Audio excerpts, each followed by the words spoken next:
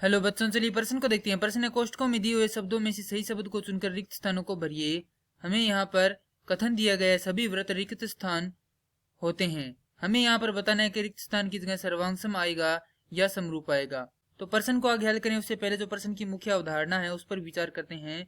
तो इस प्रश्न के लिए जो मुख्य अवधारणा है वह हो जाएगी समरूपता। अर्थात हम यहाँ पर यह देखेंगे कि समरूपता क्या होती है।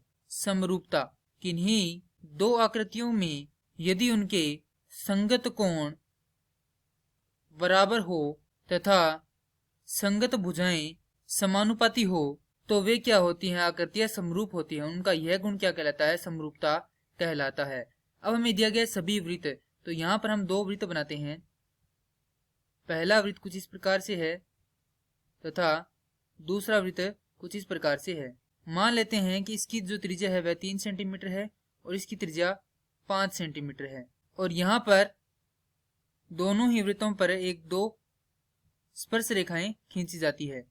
और जैसा कि हम जानते हैं कि स्पर्श रेखा और त्रिज्या के मध्य कितने डिग्री का कोण बनता है? 90 डिग्री का कोण बनता है।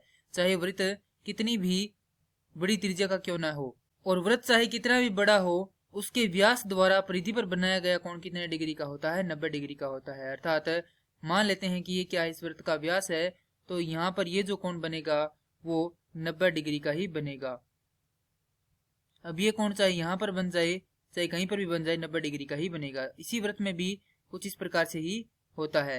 अतः यहाँ से हम कह सकते हैं कि सभी वृत्तों के जो सभी कोण हैं वो क्या होते हैं? संगत कोण क्या होते हैं? आपस में बराबर होते हैं। अतः सभी वृत्त क्या होते हैं? समरूप होते हैं। सर्वांग सम इसलिए नहीं होते हैं क्योंकि यहाँ पर इनकी त्रिज्याएं क्या होती है? भिन्न भिन्न। सर्वांग सम का अर्थ है कि सभी अंग समान हो, अर्थात जिनकी भुजाएं व कोण दोनों ही क्या हो? बराबर हो, वे क्या होते हैं? सर्वांगसम होते हैं। तो यहाँ पर लिखेंगे सभी वृत्त समरूप होते हैं। अतः जो रिक्त स्थान है उसमें शब्द आएगा समरूप, और यही हमारे प्रश्न का उत्तर है। मैं आशा करता हूँ कि यह प्रश्न आपको समझ में आया होगा। धन्यवाद।